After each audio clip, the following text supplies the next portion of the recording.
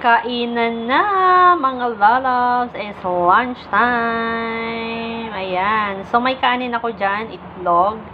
May tuyo tayo dyan at lime. So, kaya meron tayo niyan kasi ang ulam ko ay tadang talong na prito at okra na prito na sunog. Hindi naman sunog, brown. Ayan.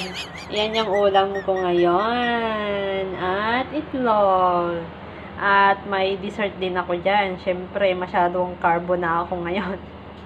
So, ayan. Ito po yung aking ginawa. So, makikita nyo yan sa aking premiere this coming November. Ay, hindi pala. December na pala tayo ngayon. December 15, I think. Ayan, sa Friday. So, abangan nyo guys ang recipe nito. Kaya,